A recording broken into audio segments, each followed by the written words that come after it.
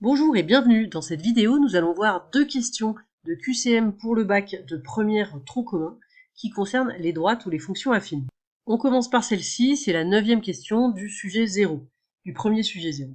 Alors, on a donc une droite D ci-contre et il faut trouver quelle est la bonne équation de droite. On va commencer par un petit rappel pour revoir tout ça, les équations de droite.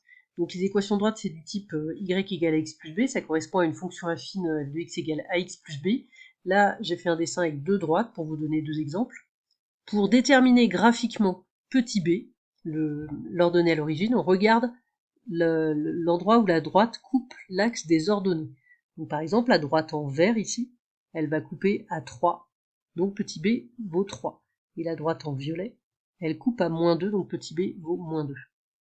Et ensuite, pour le calcul de petit a, le coefficient directeur, eh bien, on part d'un point sur la droite, et on regarde quand est-ce qu'on revient sur la droite, avec un autre point, et donc on a une différence en x, une différence en y, delta x et delta y, et le petit a c'est égal à delta y sur delta x.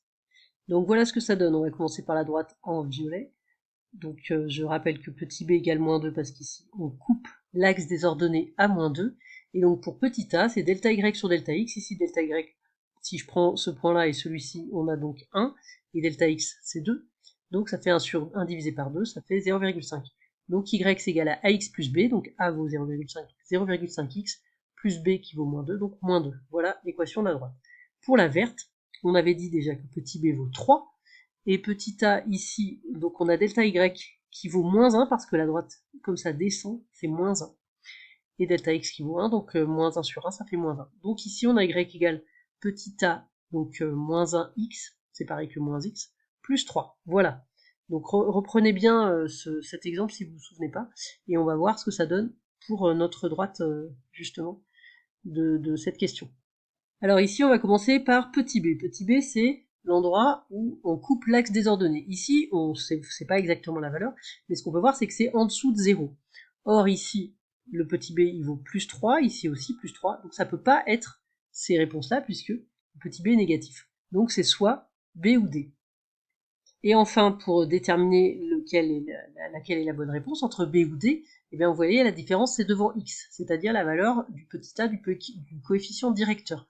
Or, on a vu dans l'exemple que on a un coefficient directeur positif lorsque la fonction est croissante, quand la droite elle monte, entre guillemets, et un coefficient directeur négatif quand la droite elle descend.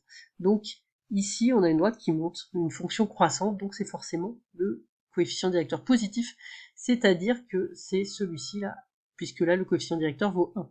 Donc la réponse c'est petit b. Et deuxième question qui ressemble pas mal, c'est dans le troisième sujet 0, toujours dans le QCM. Donc cette fois-ci, on a une droite et on vous demande seulement le coefficient directeur.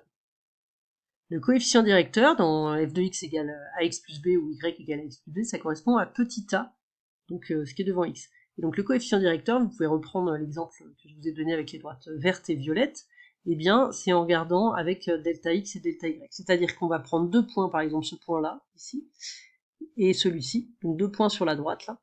On voit que là, delta x ce sera 1, et puis delta y, on descend de 3, donc c'est moins 3.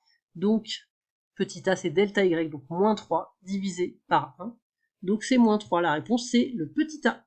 Et voilà.